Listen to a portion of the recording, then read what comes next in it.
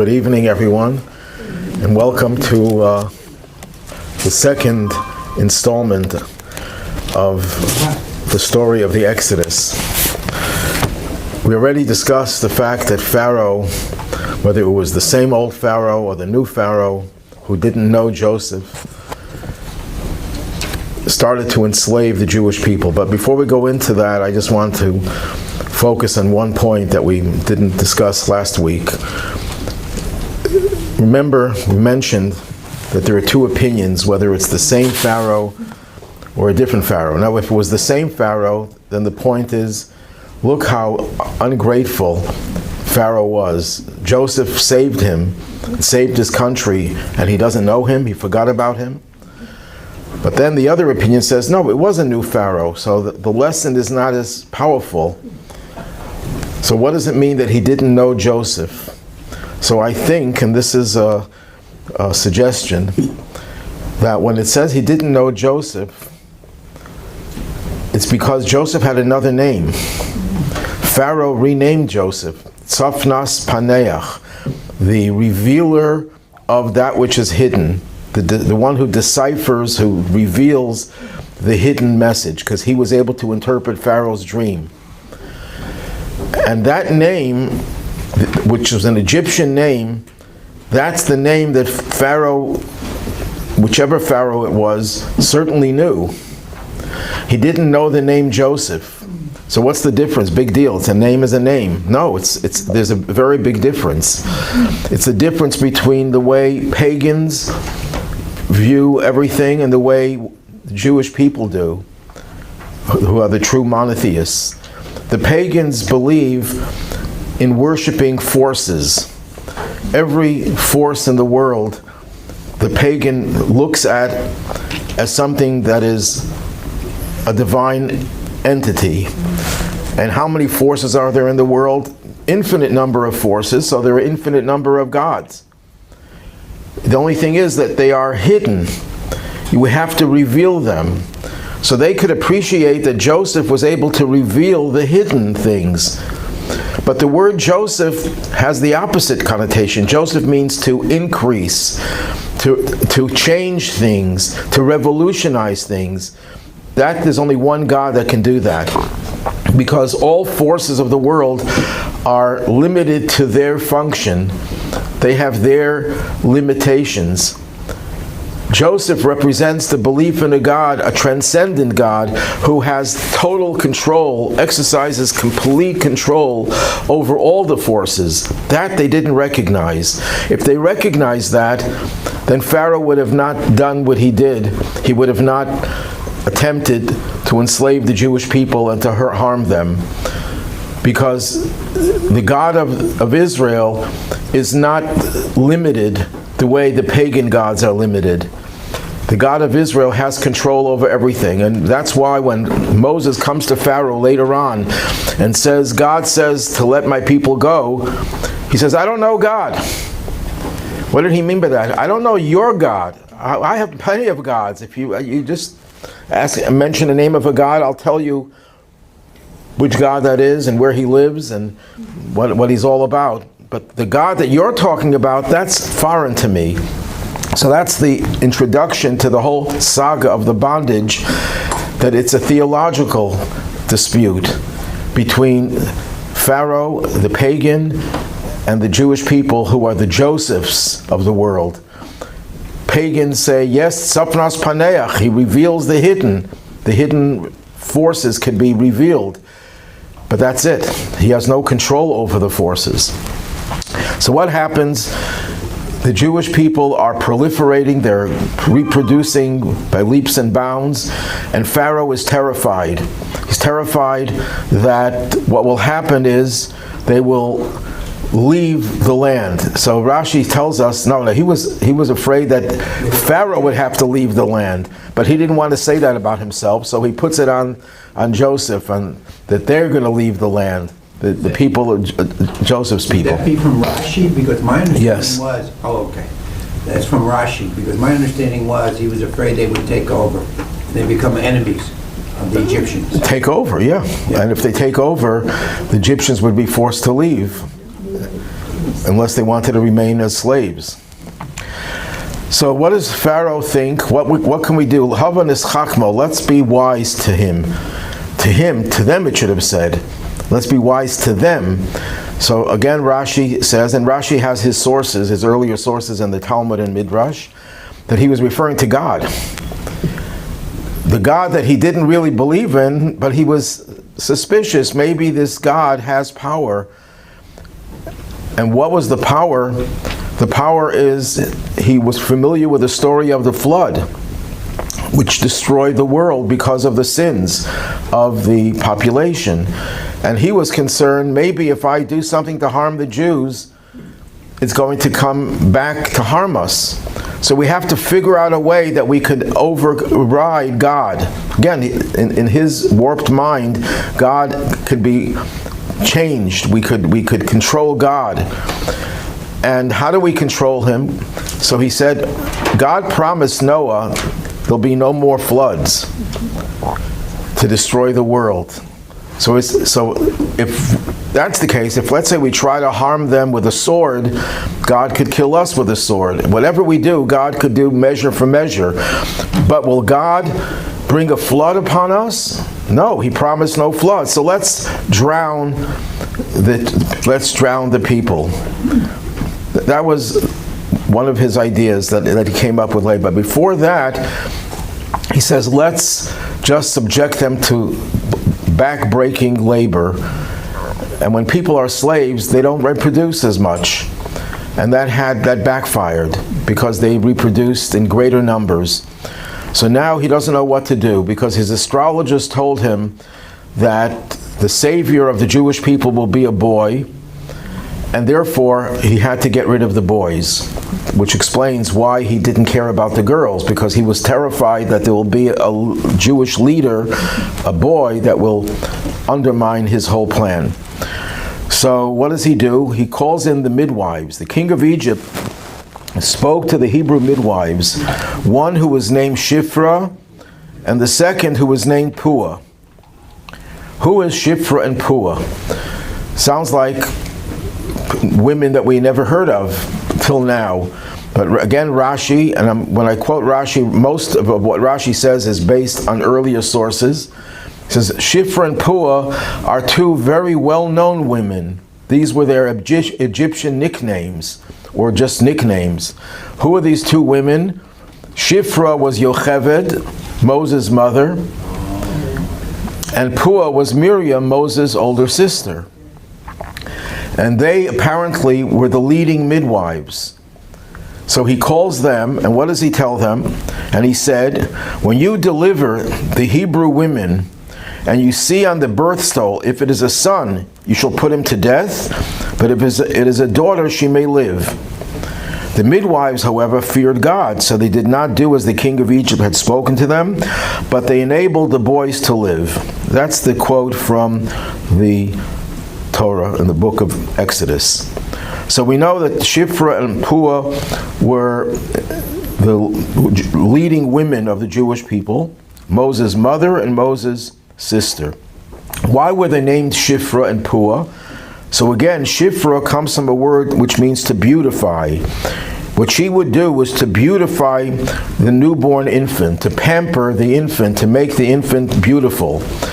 And Pua comes from a word that means to coo. She would talk to the newborn infant, coo to it, to soothe it. So not only did these women not kill the baby boys, they actually went beyond letting them live to enhance their lives with beautifying them and soothing them and calming them. So again, Pharaoh's plan backfired. But there's some very strong questions over here. If I was Pharaoh and you wanted to do such a terrible thing to murder Jewish babies, the last people you would invite to do that would be the midwives, especially noted midwives like Shifra and Pua, Yocheved and Miriam. He had at his disposal, he had an army. And he used the army later on to throw the boys in the Nile. So why didn't he use his army? Why did he use the midwives? And if he had to use midwives, he could have used Egyptian midwives. Why did he use the Jewish midwives? So I think there are some who suggest that Shifra and Pua, other than what the Talmud says, Shifra and Pua were indeed Egyptian midwives. But that's not the standard understanding, that these were Shifra and Pua were Yocheved and Miriam. So why would he... And also, another question, if you're getting rid of, you don't want the Jews to reproduce, because there's too many of them, then it would make more sense to kill the girls. Because if you're letting the girls live, and the boys, there are plenty of boys around, because this is only, they didn't kill all the boys that were there, they only killed the boys that were going to be born, you could still have Jews reproducing. If he killed the girls, then the boys themselves can't reproduce. Why did he choose to kill the boys rather than the girls? So, my answer to the question is that Pharaoh recognized that the Jews have a certain power of liberation. You can tell when a slave has the mentality of a slave, and when a slave has the mentality of a free person who was forced into slavery. You can see that with prisoners today in prisons. You can see the prisoner who was free even as they are in prison, and you can see the prisoner who is really a prisoner. There's a Hasidic rabbi, I'm sure you heard of him, Rabbi Rubashkin, who was given a 27-year sentence, and he was pardoned by Trump after 8 years. And whenever he talks about his experiences, I was in a place that's called prison. And people ask him, why do you say I was in a place called prison? He says, because I wasn't in prison. It was called prison, but I was never in prison. He was totally unfazed by where he was. I'm not going to go into the whole story, the fake charges against him and the anti-Semitism and so on. But it's possible to be a slave, and you're not really a slave because you don't have the slave mentality. Of all people who have or don't have a slave mentality, women more than anyone else, more than the men, exhibit this defiant attitude that defy being a slave, defy being a prisoner. Of all women, it's the women, and if you look throughout the Torah, who are the ones who are most obsessed with life and preserving life and not surrendering to situations that undermine your life? The women. And that's for another class we can go through virtually. Every woman mentioned in the Torah is associated with life. Producing life, protecting life, enhancing life, fighting for life. So women in general are a force for life, and life is associated with freedom. But of all women, you would expect the midwives to be much more obsessed with life than anyone else. That's their whole purpose in life, is to bring life into the world.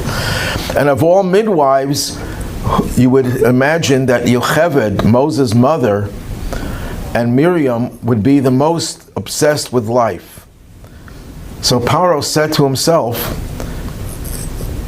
I'm going to hijack the power of life, the power of freedom, and use it to do the opposite. What's the best tactic? If someone tries to attack you with a weapon, if you're able to do it, the best thing is to take the weapon from them, to grab the weapon from them. And the weapon that Jews have are the women.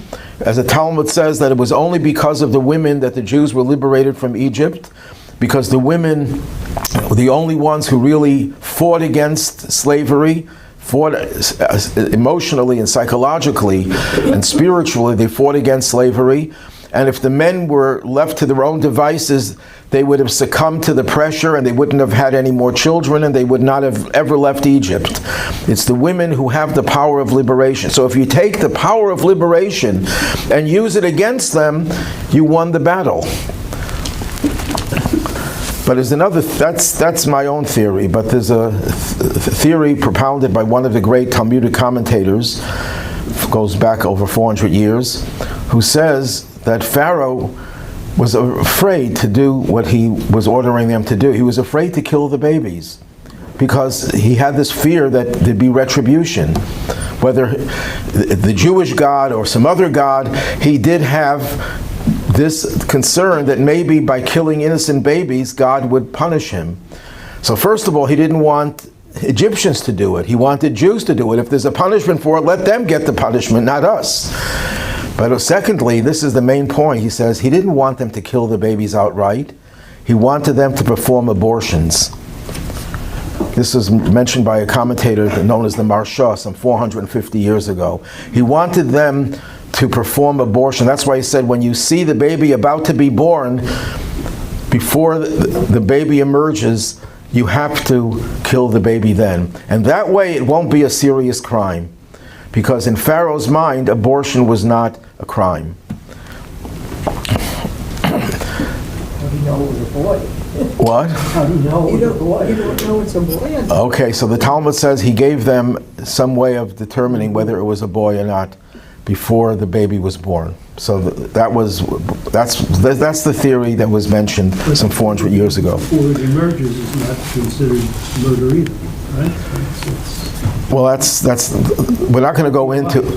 No, halachically it is for a ben Noach, for a Noahide, it's considered to be murder.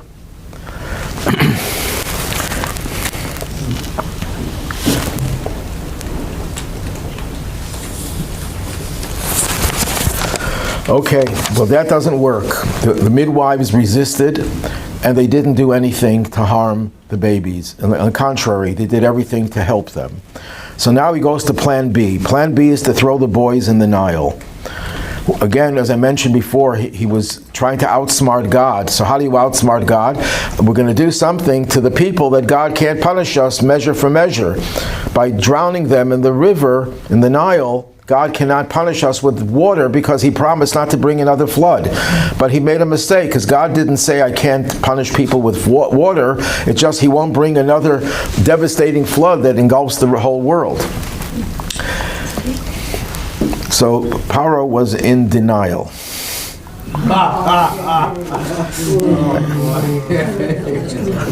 Everyone's groaning, I know. Then something strange happened. The Torah says there went a man of the house of Levi, who turns out to be Amram, Moses' father, and took to wife a daughter of Levi, his aunt, who was Yocheved, Moses' mother. So what Rashi explains to us, again based on the Talmud, that they were already married, but they got divorced, and he remarried his wife. And what was the background to this? So here we read the text. Where did he go? It says, there went a man of the house of Levi. Where did he go? So the Talmud answers, he went in the counsel of his daughter. Moses' father Amram was the greatest man of his generation. He was the leader, the spiritual leader. When he saw that the wicked Pharaoh had decreed, every son that is born you shall cast into the river, his response was, in vain do we labor. Why should we have children if they're going to be thrown into the river? He went and divorced his wife. All the Israelites thereupon arose and divorced their wives. They followed the leader. Said his daughter Miriam says to her father, Father, your decree is more severe than Pharaoh's. You're worse than Pharaoh. In other words, Pharaoh decreed only against the boys, the males. You have decreed against the males and females. If no one has any children, there'll be no one. Pharaoh only decreed concerning this world. You have decreed concerning this world and the world to come. Those souls will never have the opportunity to accomplish anything to enjoy the world to come. In the case of the wicked Pharaoh, there is doubt whether his decree will be fulfilled or not. In your case, it will certainly be fulfilled. People will follow you. So Amram went and remarried his wife, and they all arose and took back their wives. And that's when, according to many, that's when Moses was born. So Moses was born at the behest of whom? Who was responsible? Miriam. So again, we're going to show how every step of the way, it was a woman or women who were responsible for the process of the Exodus. So what happens? Moses is born, and she saw him, the mother, that he was good. Do you know any mother who looks at her newborn baby, "Oy, this baby is horrible"? So why does the Torah have to tell us that? Only on Seinfeld. Yeah, it's not Seinfeld. Why does the Torah have to tell us that she saw he was good? So it means something different about Moses, different from any other normal child. And again, the Talmud, at the time when Moses was born, the whole house was filled with light. How do we know that? For it is written here, and she saw him that he was good. And elsewhere in Genesis it says, and God saw the light that it was good. So we know that the Torah defines good as light. And if it says that she saw he was good, it means she saw how he illuminated the entire home. They saw something special about this baby. It was something unique. There's a story in the Talmud that Haman, the Persian, talking about Persia and Iran, Haman, who sought to annihilate the Jews, cast lots. And when the lot turned out to be the month of Adar, he was thrilled. Why? Because he knew, in Jewish tradition it was passed down, that Moses passed away on the 7th day of the month of Adar. So it's an unlucky month for Jews. Moses, the hero of the Jewish people, dies in this month. But little did he know that Moses was also born on that very same day, 120 years earlier. He was born on the 7th of Adar. So why is his birth so special? Because Moses' birth was unlike any other child. When a child is born, you don't know what his future is going to be. He could be a beautiful baby, but he could grow up to be a tyrant. But when you saw Moses, you saw already that potential that he had to bring light to the world. And that's why the day that he was born neutralizes the effects of his passing. Some say that she saw that he was good, that he was born circumcised, which is unusual. And there are other interpretations as well, what it means that she saw that he was good. And what was his name? What was Moses' name? He had 7 names, but none of those names are mentioned in the Torah. Tuvia is a hint. Tuvia means God's good one, because that connects to the fact that she saw that he was good. But he had other names. One of his names is Yekusiel, Chaver. So he had a total of 7 names, plus the 8th name given to him by Pharaoh's daughter, which we'll soon go into. Now, Moses was born after 6 months of pregnancy. The Egyptians knew exactly when a baby would be born if it right after you got married. They counted 9 months. And after 9 months, they would go around to the houses where they knew a baby was expected to be born, and they would seize the baby boys and throw them in the Nile. But Moses was born only after 6 months. So the Egyptian taskmasters didn't know that there was a baby born there. So they hid him in the house for 3 months. That's what it says in the Torah. They hid him for 3 months. But after 3 months, they couldn't hide him anymore. So what do? They put him in a little basket and put him in the Nile. It's a very strange thing. You know, you're afraid your baby is going to be taken by the Egyptians. So what do? And thrown in the Nile. You throw him in the Nile. So obviously, there was something going on over here. It's obvious that Miriam, we know, was a prophet. She was the one who predicted that Moses would be born and he would be the savior of the Jewish people. So they knew prophetically that Moses was going to survive. How he was going to survive, they didn't know. The prophet doesn't necessarily know everything. God reveals whatever he wants him to know. So here, they figured he's going to survive. How he's going to survive, we'll find out. That's why Miriam is standing there waiting to see how it's going to work out.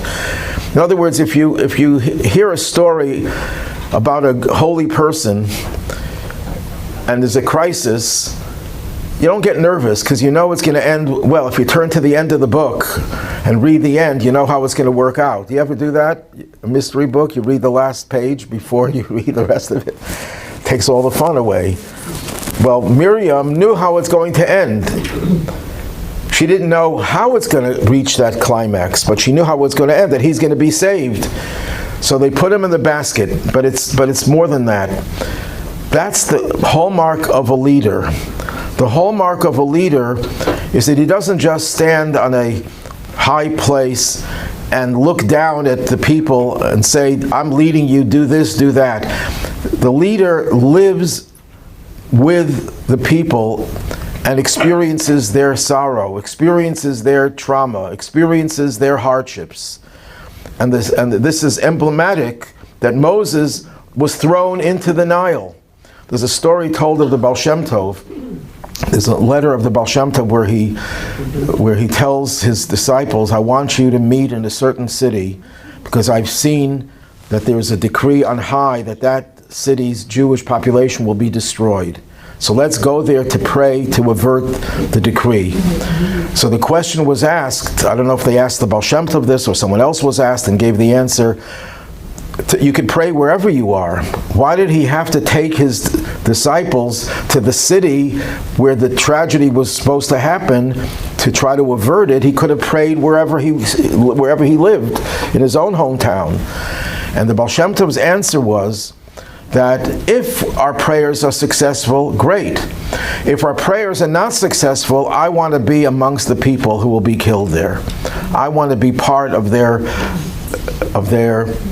outcome. And that's the power that Baal Shem Tov had. His power was not just his prayer. His power was that he considered himself part of that community and was prepared to experience the negative outcome if there was a negative outcome. The hallmark of a leader is to be with the people and not be aloof.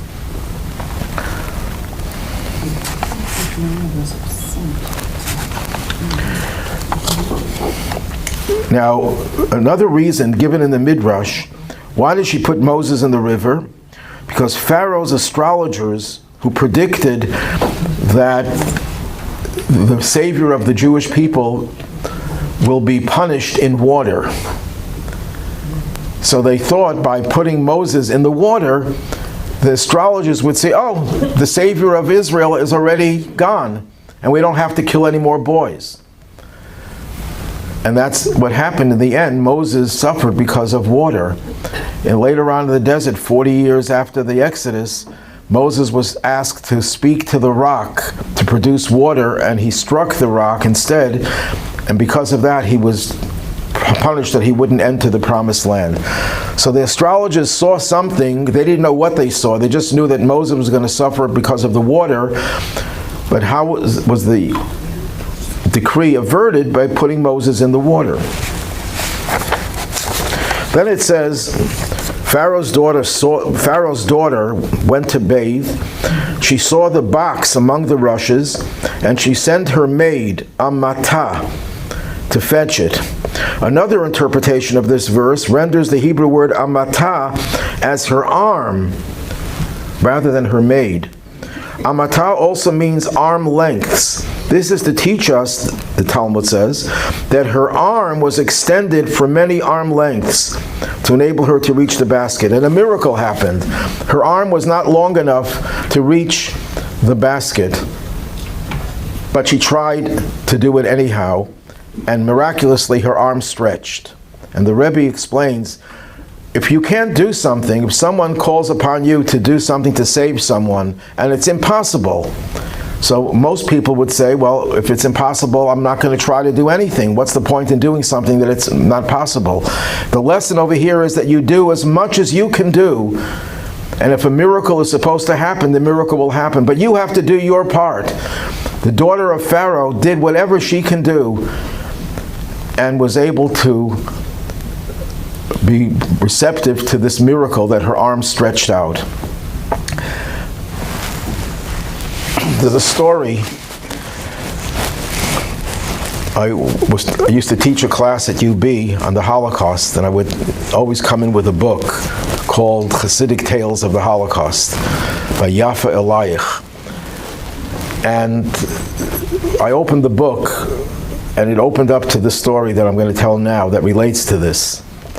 The story is of the author of the book, Yafa Elayich. She was a professor, I think, in Brooklyn College. She spoke in Buffalo, I think, once or twice. And she went into a baker, and she told the baker that she was just in an accident with her daughter, and it was one of those accidents where the seatbelt could have actually caused her to die because she wouldn't be able to extricate herself, and that she managed to get her daughter out of the car before the car went up in flames.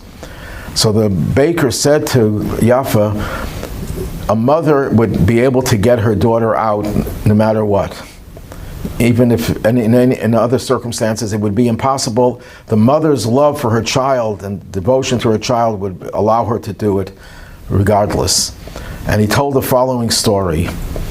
He says, when the Germans came into our town, they seized my sister and took her to the SS headquarters. I wasn't home when that happened. So when I came home, my mother told me that my sister was taken away by the Nazis. And I ran to the Nazi headquarters, which was crazy to do a thing like that, to go to the lion's den. And I demanded my sister. And they started laughing at me. It was so funny to them that a Jew is running to them.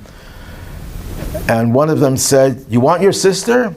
If you can grow hair on the palm of your hand, you can have your sister." And he opens up his hand, and there was hair growing out of the palm of his hand. And they went crazy, they went berserk. And they said, "Take your sister and get out of here." And they both survived the Holocaust. And he showed her, Dr. Elayich, his hand, that there was hair growing out of his palm. And he said, when I was a child, they did surgery, and they took some skin from my leg, and they attached it to my hand. The doctors said it was impossible that it should grow hair, but my hand did not go to medical school, so it didn't listen to the doctors, and it grew hair. He says, but you could be sure, he said, that if I had to grow hair to save my sister, I would have grown hair. And a mother, if she has to save her child, would be able to break out of the seatbelt regardless. When I told this story at the classroom, one of the students came over to me after the class and says, "Yeah, I know the baker. He has hair growing out of the palm of his hand." So that's the story, that the daughter of Pharaoh, whose name, by the way, is Bitya. It's usually pronounced Batya, which means God's daughter. And she converted, it says that she converted to Judaism, whatever Judaism was in those days. That means the renunciation of all idolatry. And that's one of the reasons she went to the Nile to bathe. It's like a mikveh to purify herself. That she was a very holy woman, and she's considered the one who saved Moses, of course. And the Midrash says that she's one of the 7 people who never died, who went alive into Gan Eden, into paradise. So it's another woman that saves the day and saves Moses. Now it says in the Torah, she sees a Hebrew child crying. How did she know he was a Hebrew child? What? He was circumcised? Oh, because he was born circumcised, but she didn't know that he was born circumcised, but he was circumcised. That's the simple. She was right. She said he yelled while he was floating in the Nile. Oi! Right away. But it says Hine Na'ar Bocha, a youth was crying. You know, a newborn baby is not called a youth. A youth is usually reserved for a teenager. Yeah. So it was one of the great rabbis in Poland, I believe it was Rabbi Meir Shapiro, who says that the difference between a baby crying and an older person, a baby cries because it's uncomfortable, it's hungry, it's soiled. As soon as you take it in your hands and embrace it and feed it, it stops crying. But this baby didn't stop crying, was crying like an adult. Because he wasn't crying for himself, for his own discomfort, he was crying for something else. So she realized that this baby was unique. This baby was a real potential leader who cares for his people and is crying for them. And she's now the adoptive mother of Moses, who now grows up in the palace. Now, Moses is nursed by his own mother. The Torah tells us that Moses refused to nurse from any other nursemaid. Why? The Talmud says because these were all pagans and Moses was going to speak to God and it was not becoming for him to be nurtured by pagans. So they bring the mother. So here the mother is nurturing her own child and then Batya is raising the child. So Moses had the best of both worlds. He was given a Jewish identity and a Jewish education by his mother, and he was also raised in royalty in the house of Pharaoh. And then there's an incident that happened that the Midrash records. He was sitting on Pharaoh's lap one day, and he takes Pharaoh's crown off Pharaoh's head and puts it on his own head. Now Pharaoh was very superstitious, and he feared that this young boy will someday grow up to become a rival for his position as king. So he wanted Moses killed. So one of the advisors, and I think the Midrash says it was Elijah, Eliyahu Hanavi, that posed as an advisor, said, you know, this kid might just be a little kid and he sees the glitter of gold and he likes the look of it and he puts it on his head. Let's test him. We'll have a pile of gold in one place and a pile of fiery coals in another place, and you'll see which pile he touches. If he touches the fiery coals, you know, he just likes light. He likes things that glitter and shine. If he takes the gold, then you know he knows the value of gold. And Moses was about to take the gold. And this is where the angel came, Eliyahu or some other angel comes and pushes his hand to the fiery coals. And he burns his fingers and he puts it in his mouth. And that's what caused his speech impediment. So Pharaoh was already suspicious that this little Moses is a troublemaker and he's going to grow up to be his nemesis. The next thing we find about Moses, the Jews are now enslaved. This is already for a while, and they're suffering terribly. And Moses grows up and he goes out one day and he sees a taskmaster beating a Jew. So what does Moses do? He looks here, he looks there, and he sees there is no person around, at least that's what he thought, and he kills the taskmaster. How did he kill him? So there are three versions in the Midrash. One version says he killed him with his fist. Others say that he took a clay shovel and cracked his skull with a shovel. There were a lot of shovels around because people were building. And the rabbis say that he pronounced God's name, and that's what killed him. So I heard this from Rabbi Y.Y. Jacobson, who explained that the Midrash is telling us that Jews have three ways of surviving the anti-Semitism, the threats to their existence. One is with weapons. Yes, Jews are allowed to defend themselves, and contrary to what the world says, that we're guilty of genocide because we're defending ourselves. But also we defend ourselves by building. The shovel is a symbol of building. We don't fall back and say we're useless, we're helpless, we can't accomplish anything, we can't do anything. We build, and of course we use our mouth of prayer, praying to God. You have to have all three. So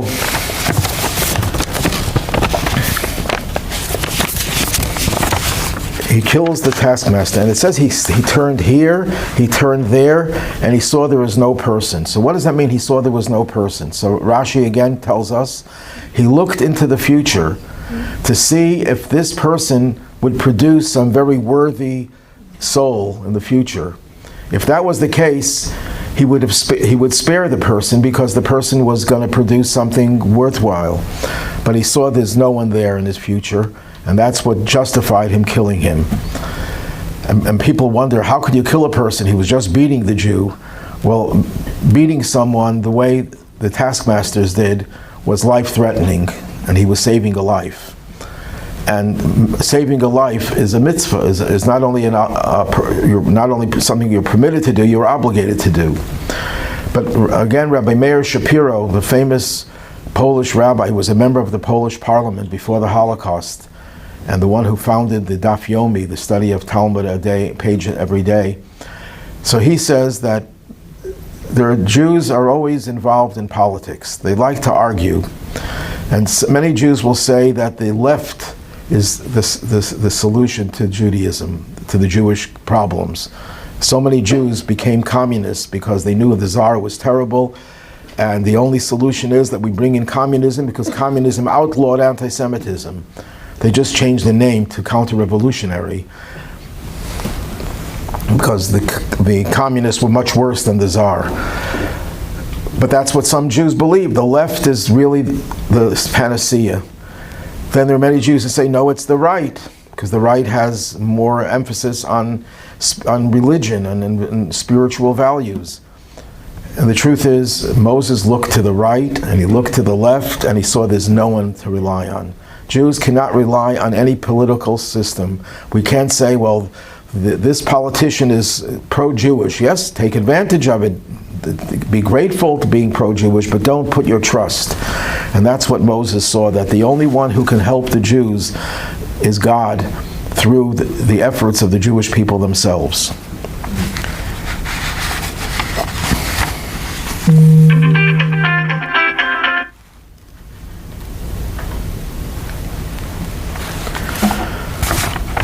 What time is it?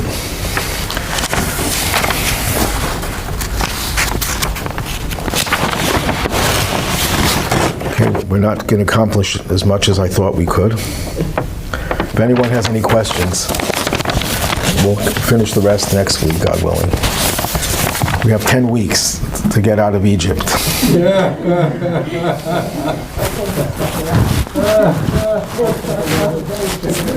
There's no rush.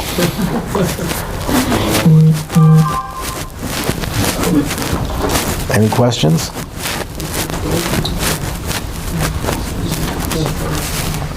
I have a question. In terms of Moshe looking to the left and the right, is there anyone comment on why he felt that was necessary, aside from the concept about looking into the future, but from the immediate perspective of Moshe seeing the Egyptian and the Jew, if he felt he was doing the right thing, shouldn't have had a need to look to the left and the right?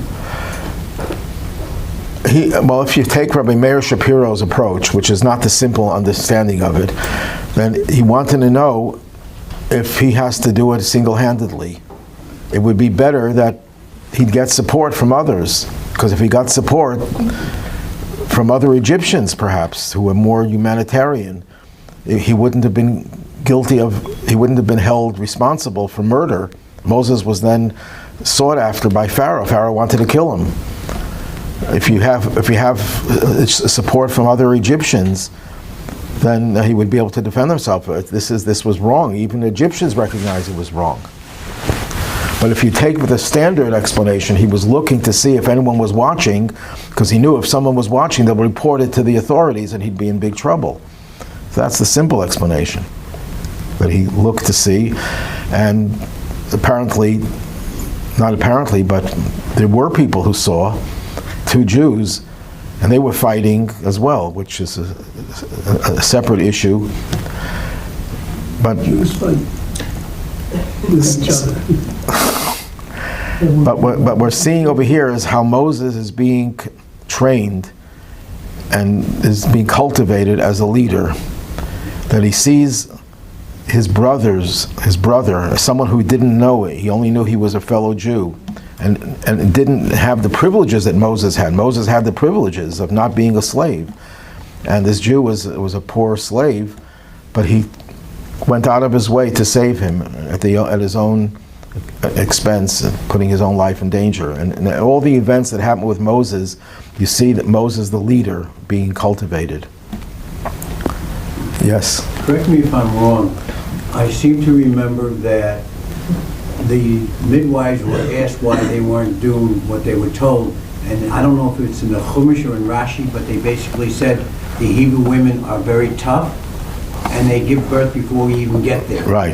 Is that in the Chumash? That's in the Chumash. No, it's in the text itself. In the text, yeah. That's in the biblical text itself. In the Chumash, yeah. That they said the women already give birth, they don't need midwives.